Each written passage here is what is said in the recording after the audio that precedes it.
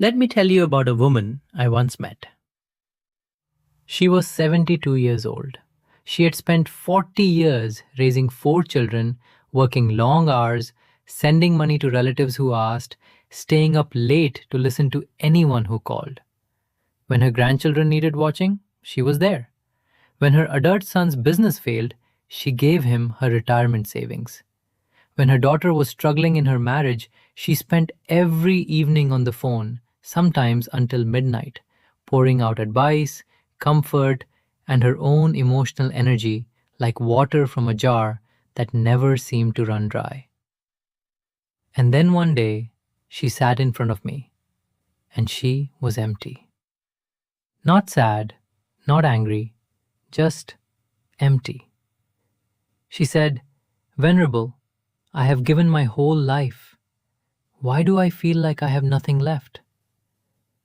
I looked at her gently and I said, "Because, dear sister, you gave away things that were never meant to be given." Today, I want to share with you 5 of those things. 5 things the Buddha's teaching warns us we should never give to others, even when they beg, even when we love them deeply, even when it feels like the right thing to do. This is not a teaching about being cold. This is not a teaching about being selfish. This is a teaching about being wise. Welcome, dear friends. I am Mahinda Sirithero, and this is Lotus Dharma Path, a place where we explore the Buddha's teachings as a living guide for real life. If you are new here, welcome. And if you have been walking with us for some time, thank you. It means the world to know that these teachings are finding their way to you.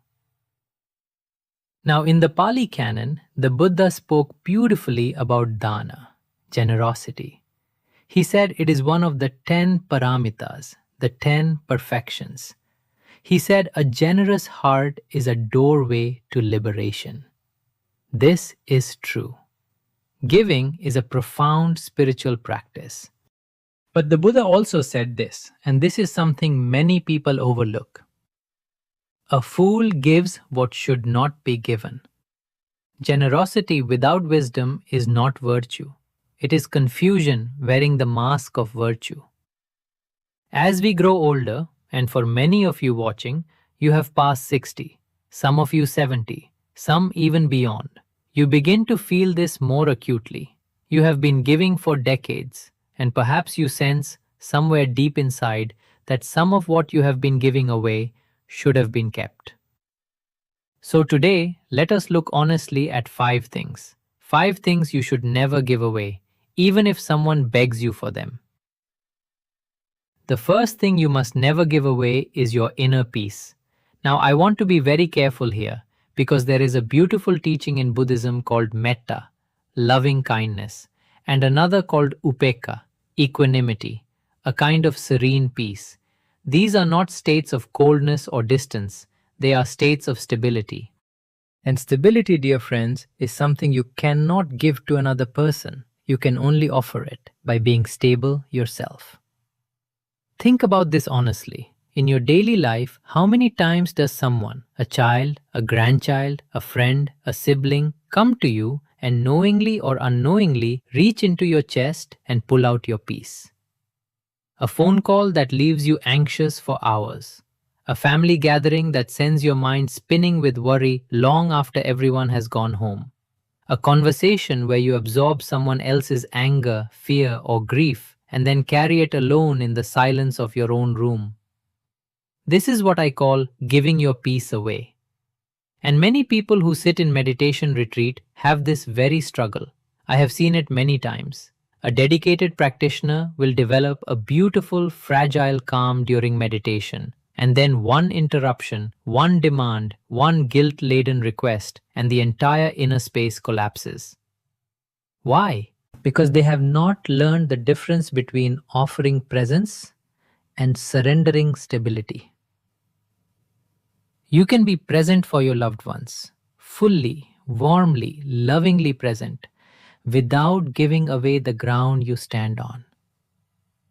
In the Dhammapada, the Buddha says, Oneself is one's own refuge. Who else could be the refuge? This does not mean to abandon others.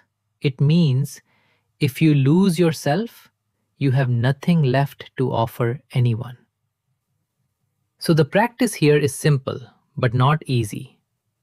When someone asks you for your time, your emotional energy, your mental space, and you feel that familiar pull of obligation, pause, breathe, ask yourself, can I give this without losing my footing? If yes, give freely, with joy. If no, give lovingly from a boundary. You are allowed to say, I love you and I need this time. That is not rejection. That is wisdom. That is, in fact, one of the kindest things you can say.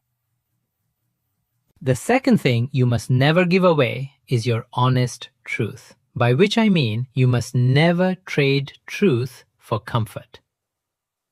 There is a kind of giving that looks like kindness but is actually a form of harm. It is the giving of false reassurance. It is the nodding when you should be speaking. It is the soft lie. Oh, I'm sure it'll work out, when everything in your experience tells you otherwise. Many people over 60 have mastered this particular form of, let's call it, false gentleness. Your adult child comes to you and says, I'm thinking of quitting my stable job to start a business I know nothing about. And rather than sharing your honest perspective, you smile and say, whatever makes you happy, dear. Your friend asks, was I wrong in that situation? And you say, no, you were completely right, when you know in your heart that they were not. Why do we do this? We do it because we fear conflict. We fear being the one who says the uncomfortable thing. We fear that if we speak truth, love will leave the room. But the Buddha taught something very different. In the Noble Eightfold Path, Samma Vacha, right speech, is not just speech that is kind. It is speech that is true, timely, gentle, beneficial, all four together. Truth without kindness can wound, but kindness without truth can imprison. When you give someone only the answer they want to hear, you are not protecting them. You are protecting yourself from the discomfort of honesty. And in doing so, you are quietly robbing them of the one thing that might actually help them grow. Here is something I have noticed. The people who love us most are the ones who at a critical moment told us the truth, even when it was hard to hear. You are that person for someone in your life. You have decades of experience. Your perspective carries weight. Don't throw it away simply to avoid an awkward conversation. Speak truth. Speak it gently. Speak it at the right time. But speak it. That is the real gift. Now, this third point is one that many of you will recognize immediately and may even laugh a little because it is so familiar. You must never freely give your hard-earned wisdom to someone who is not yet ready to receive it. Now wait, before you say, Venerable, you just told us to speak truth. Let me explain the difference. Speaking your honest truth when asked is right speech. Pouring your wisdom into ears that are not open is, well, the Buddha had a word for that too. He called it casting jewels before those who cannot see their value. Here is a scene many of you know very well.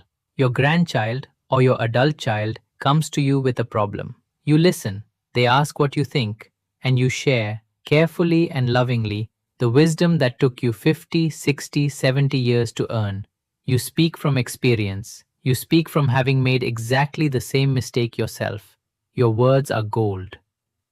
And then they thank you, walk out the door, and do exactly what they were going to do anyway.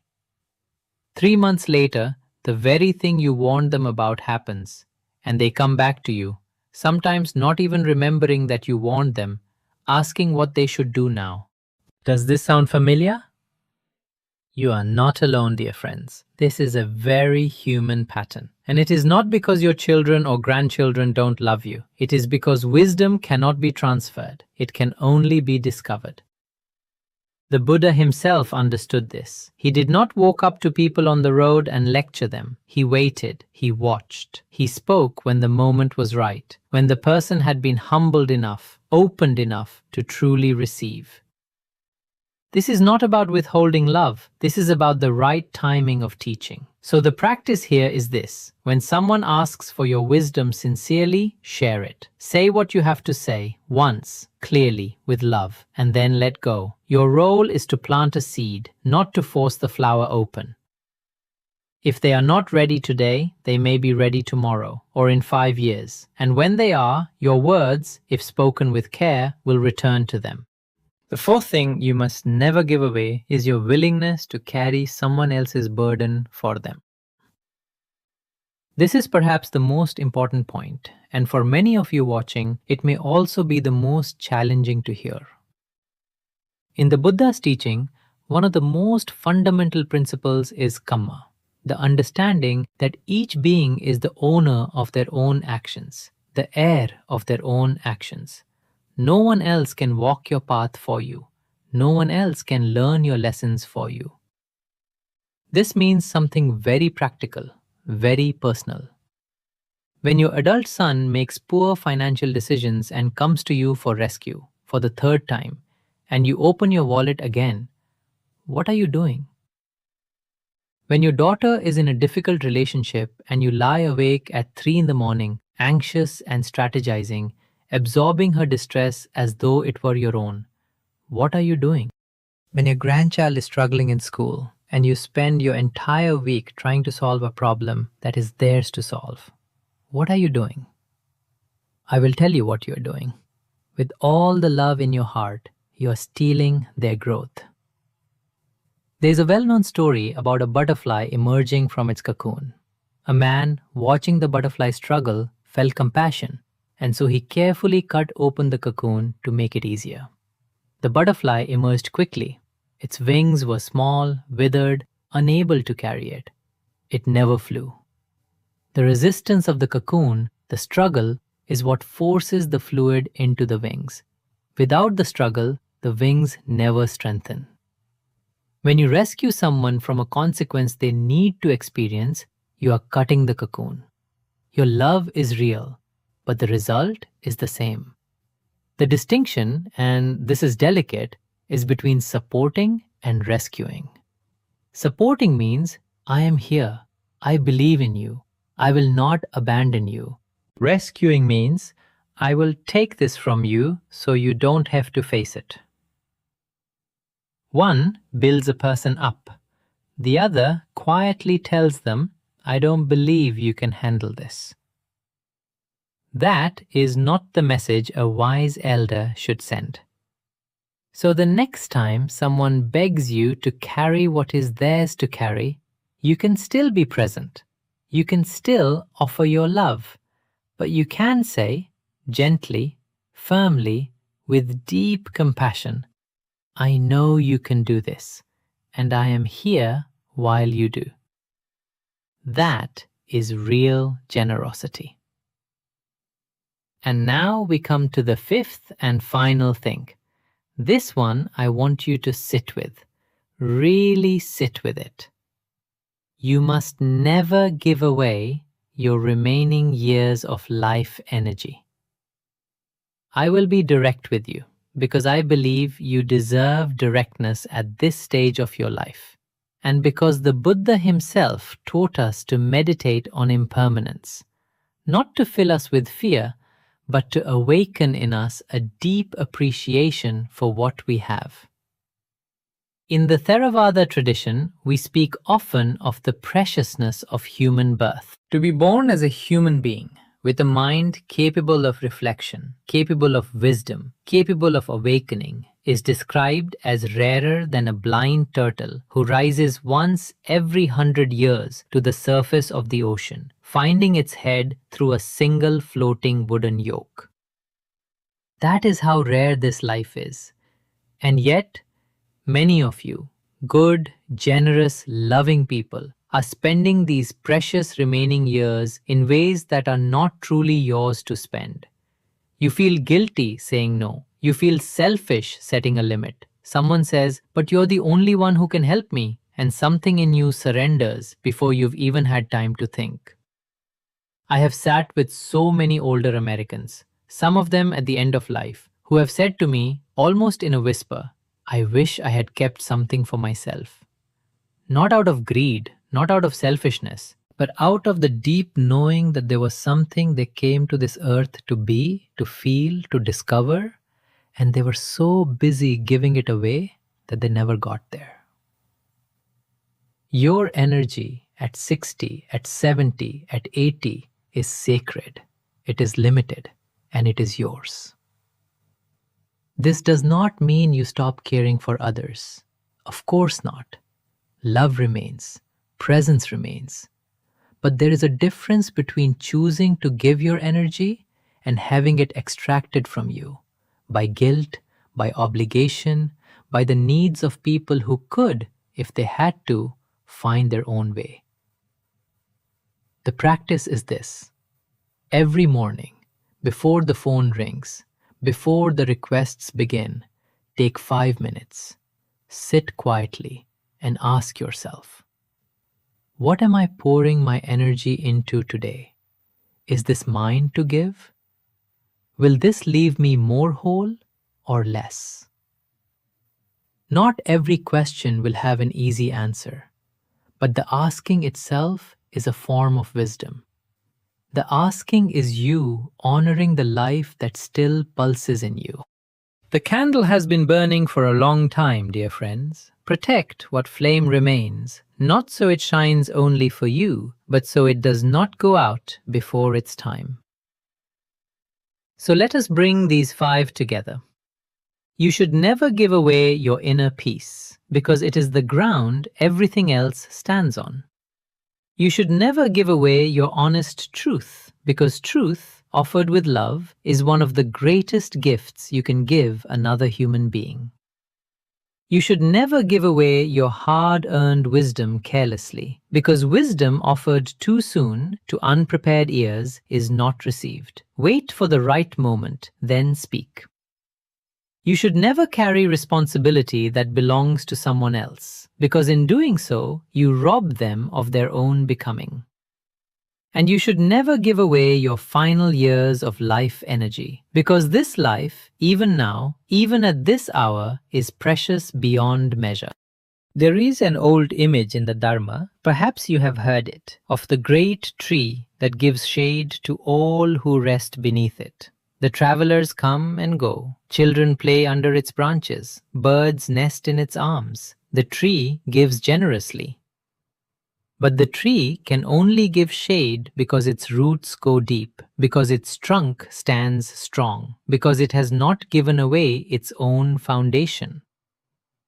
You are that tree, dear friends. You have been giving shade for a long, long time. The question I leave with you today is simply this. Are your roots still deep? Is your trunk still strong? Or have you been quietly giving those away too? Sit with that, not with guilt, not with regret, just with kindness toward yourself. And if you find that you have been giving away things that were never meant to be given, know this: it is not too late to reclaim them. Not because you are closing your heart, but because you are finally learning to give from wisdom rather than from fear. That, the Buddha would say, is the beginning of true generosity. Thank you for sitting with me today. If this teaching touched something in you, I gently invite you to share it with a friend, a family member, or simply by leaving a reflection in the comments below. I read every one. And if you are new to this channel, please consider subscribing to Lotus Dharma Path.